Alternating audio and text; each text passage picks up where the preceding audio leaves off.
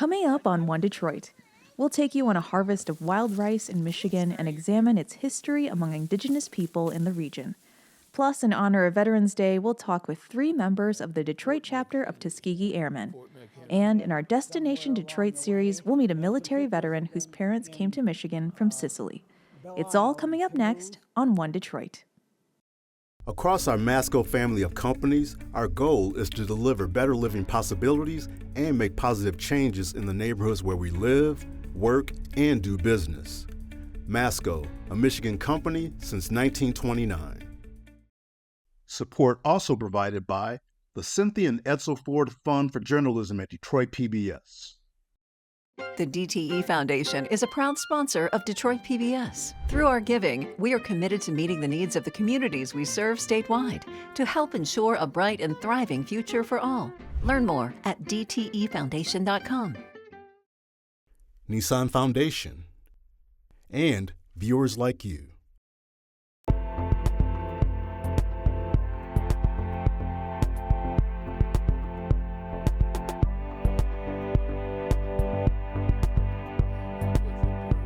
Just ahead on One Detroit, we'll hear from 2 military veterans and the president of the Detroit chapter of Tuskegee Airmen as we prepare to commemorate Veterans Day. Plus, our Destination Detroit series features the story of a U.S. Army veteran who also achieved a decades-long career in education. But first up, November is National Native American Heritage Month, and One Detroit teamed up with Bridge Detroit for a report on wild rice, the state's official native grain and a part of Indigenous people's history in Michigan. Also known as manoomin, it used to grow in abundance across the Great Lakes region. Now there's an effort to bring it back. Bridge Detroit's Jenna Brooker and One Detroit's Bill Kubota went on a manoomin harvest to learn more about wild rice and its importance to this area.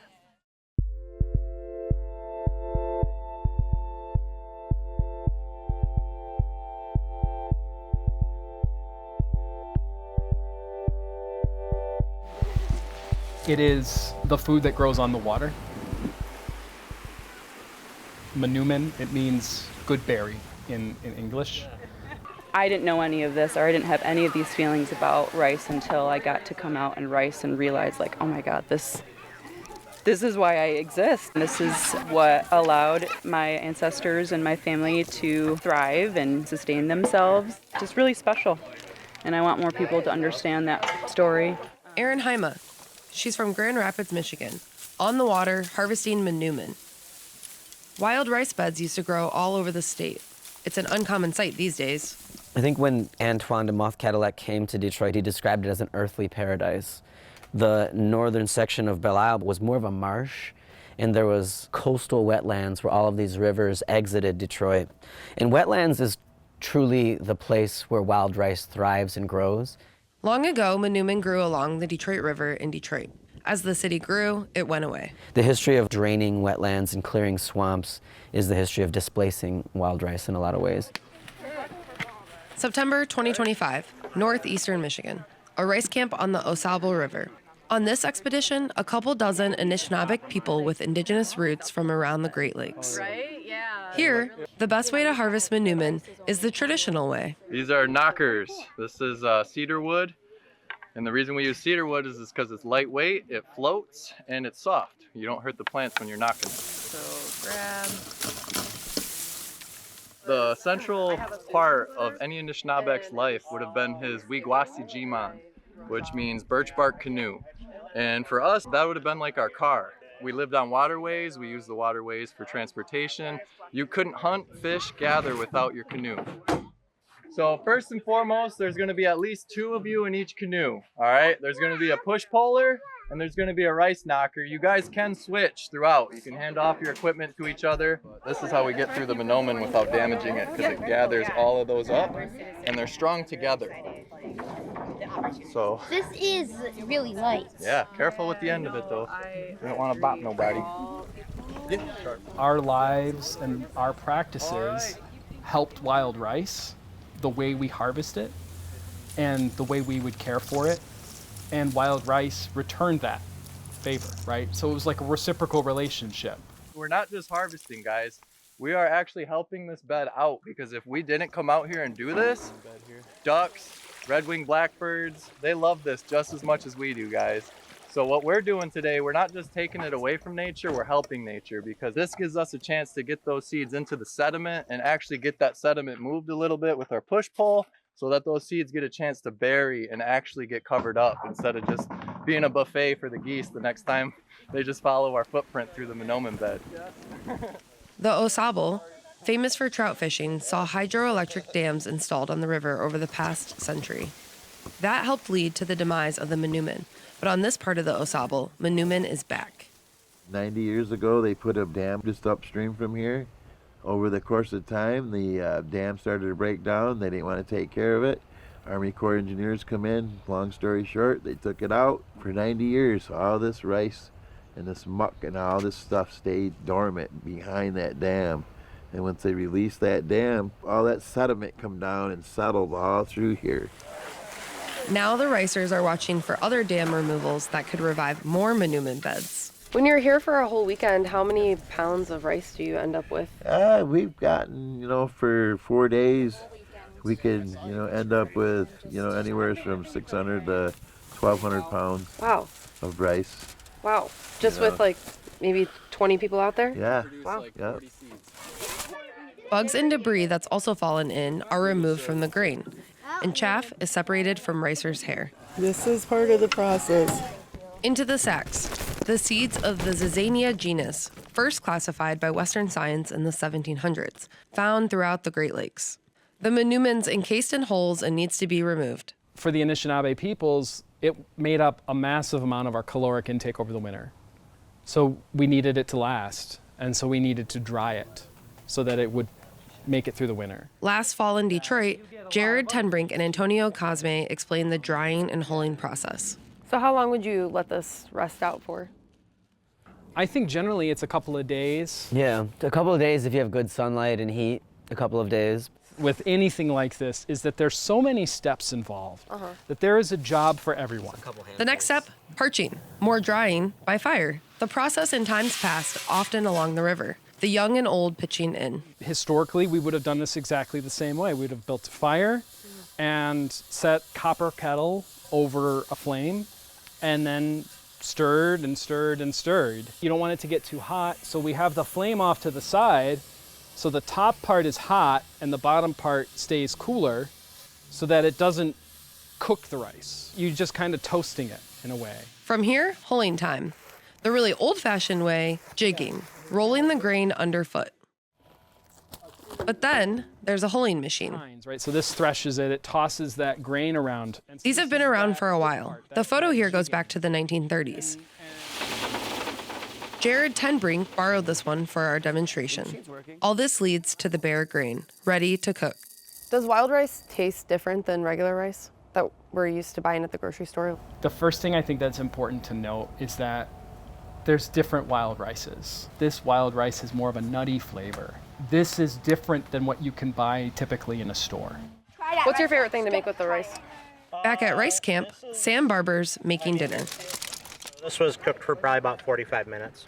Seems like it's really popular, serving that with maple syrup and... Yeah, maple syrup and berries. That's a pretty traditional, I think that's a pretty traditional way. Perhaps tradition is what you make it. I like fitting it into dishes, and it just goes so well with so many different ingredients. Like you could put it in chili, you could put it in, Middle Eastern dishes, you could put it in Asian dishes, either mixed in or as like a main start. And tacos with wild rice are really good too. Soup? That's popular too.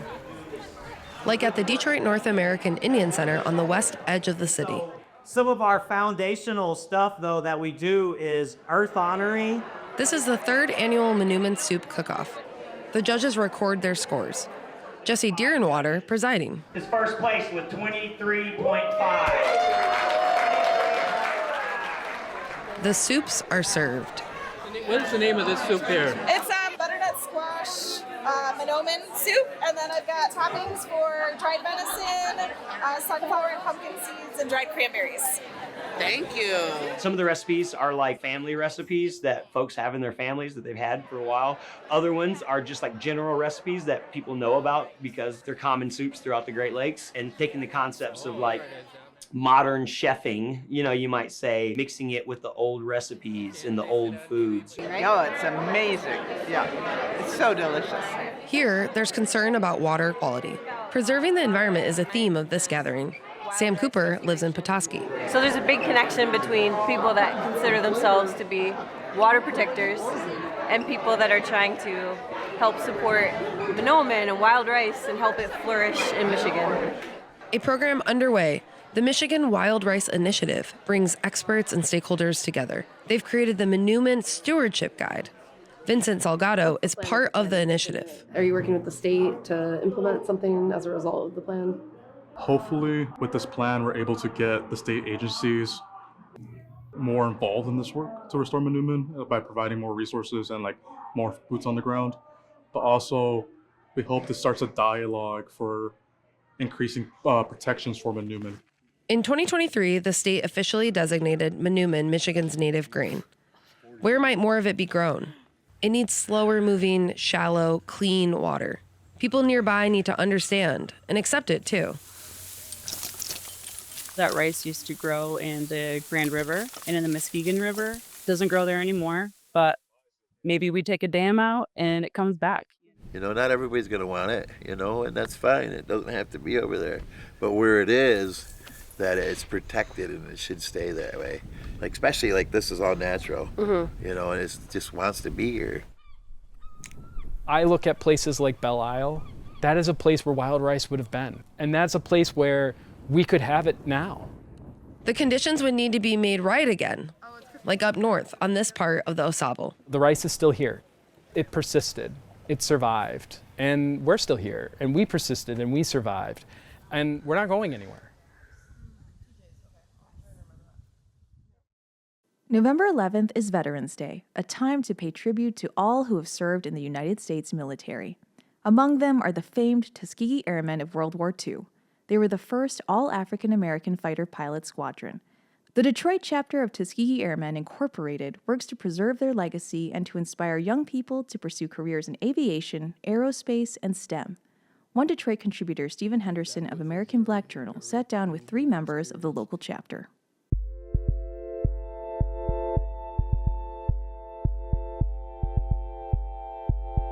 Let's talk about that experience that you had in Korea and Vietnam as a member of the Air Force.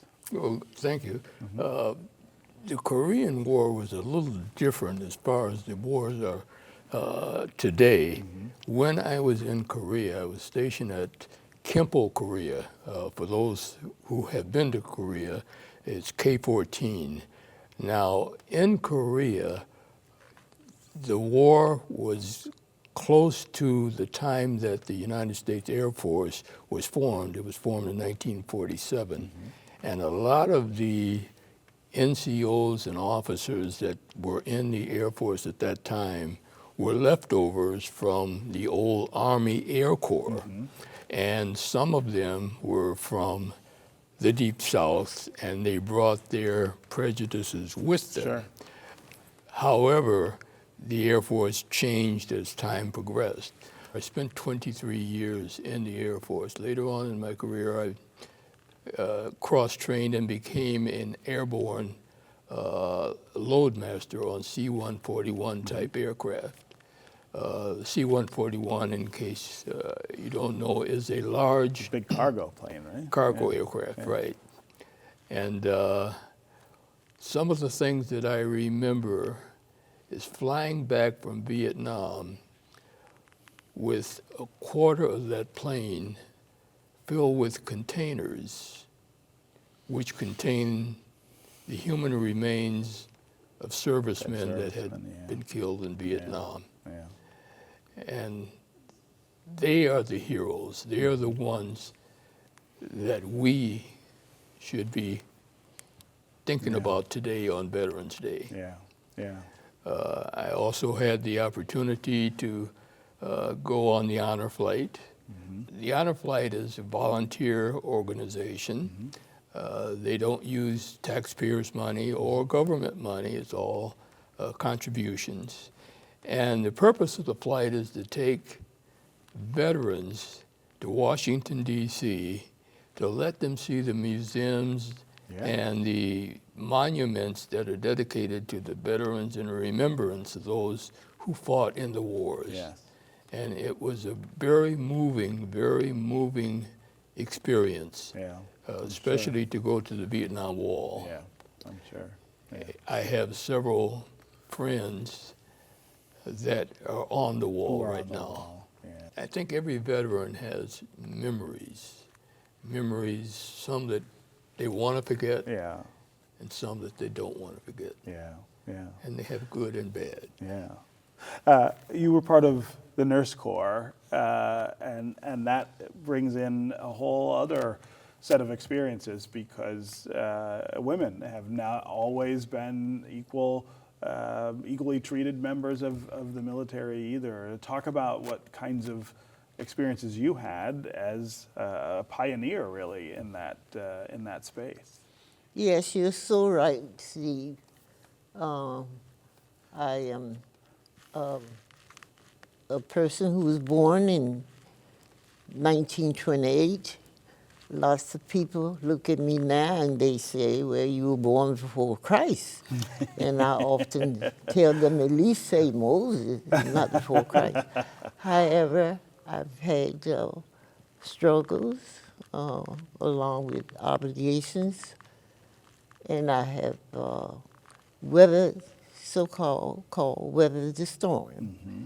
And I started off in Virginia, where I received my nursing registered nurse license, and this was in the 40s. However, it was a school called Hampton, Virginia, Dixie Hospital. Mm-hmm. It was segregated.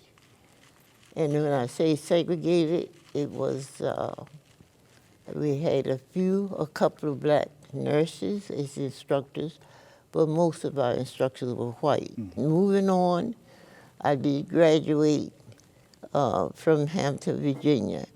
My first job that I had after graduating in Virginia, I was working at a hospital, and I was informed by some of the black nurses who was already at this hospital, bring your food in a bag. And I had questioned it, but I did go and bring my food in a bag.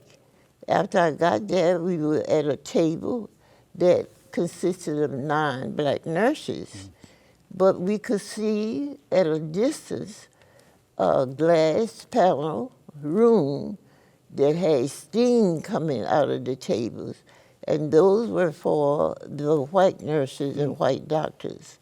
However, the 9 black nurses, we had a small room. It was no tablecloth, and we were eating out of a bag. So I had a discussion with my father, and I asked him what's going on, what's happening, and he just said that, well, that's the way Virginia is. I didn't understand it. Yeah. Even though I had been a Virginia resident all of my life, I didn't know anything about the prejudice of separation of races. So I left and went to New Jersey, and soon after that I found out that there were similar problems. But I was so happy that I left with an open mind that race would not keep me in a baffle of hate. Yeah. My mission always, and it came from my dad. He was a nurturing father. I didn't have a mother. And his following for us to follow was always be kind. Know that man is a product of the spiritual world. He has a heart just like you. Just think about being kind to people. So I worked there for 6 or 7 years and discovered some few things that happened to me there was I had trained exchange students from Russia and Ireland, Scotland, and the like. But As they went to school, I was working 3 to 11 because I was advised, if you work 3 to 11, you can make more money, and therefore you could send it to your parents. And so I fell for the act. However, those students that I was training, they became my supervisors.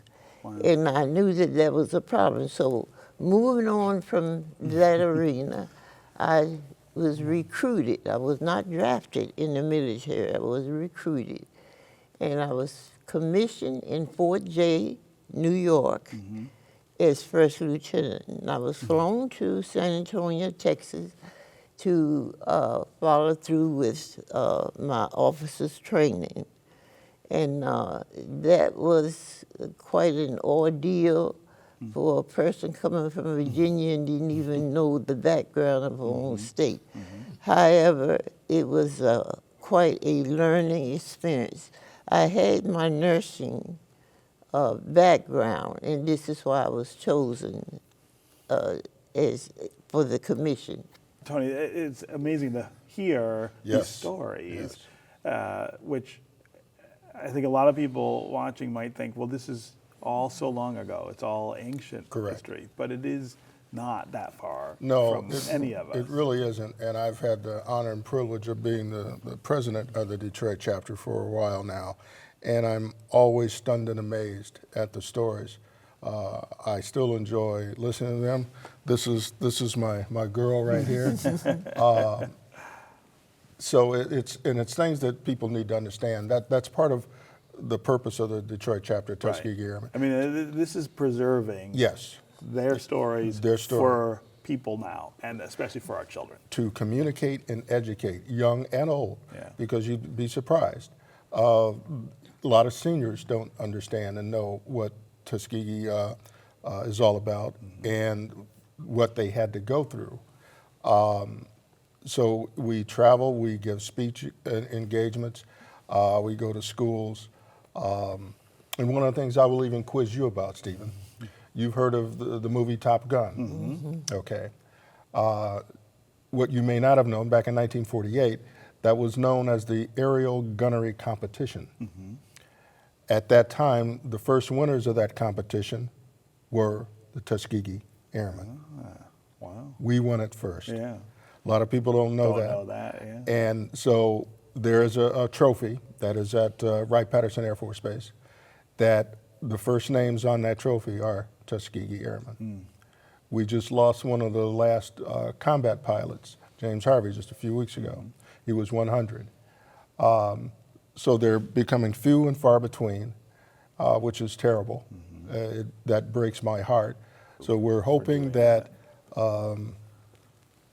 in this political climate, things will get straightened away so that the veterans do not suffer in all of this, as well as the regular armed forces and men and women who serve right now actively in uniform, home and overseas, because they're the ones.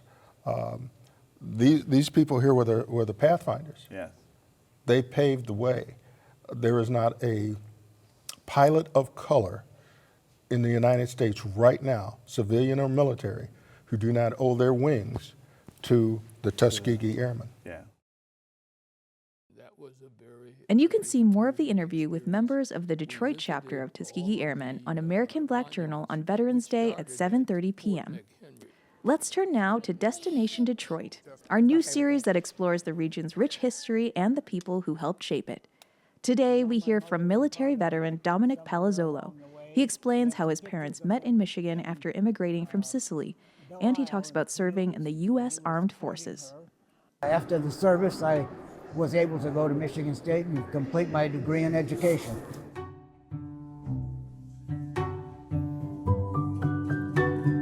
My parents on both sides came from Sicily, and my dad came to work in Ford Motor Company when he was about 16 years old. I know my mother and father met somewhere along the way. We have some pictures of them in Belle Isle in canoes when he was courting her, and they married at the Holy Family Church downtown Detroit.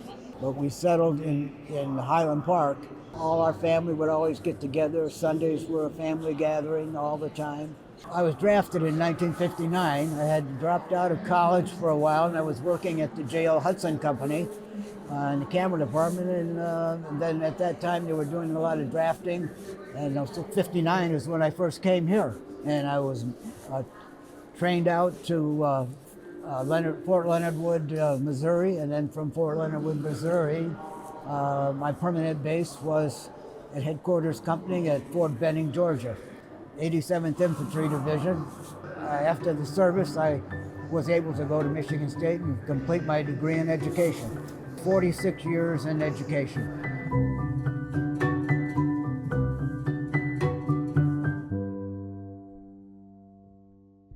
For more Destination Detroit stories, go to onedetroitpbs.org/Destination Detroit. That'll do it for this week's One Detroit. Thank you for watching. Head to the One Detroit website for all the stories we're working on, follow us on social media, and sign up for our newsletter. Across our Masco family of companies, our goal is to deliver better living possibilities and make positive changes in the neighborhoods where we live, work, and do business. Masco, a Michigan company since 1929. Support also provided by the Cynthia and Edsel Ford Fund for Journalism at Detroit PBS. The DTE Foundation is a proud sponsor of Detroit PBS. Through our giving, we are committed to meeting the needs of the communities we serve statewide to help ensure a bright and thriving future for all. Learn more at dtefoundation.com. Nissan Foundation, Michigan Central, and viewers like you.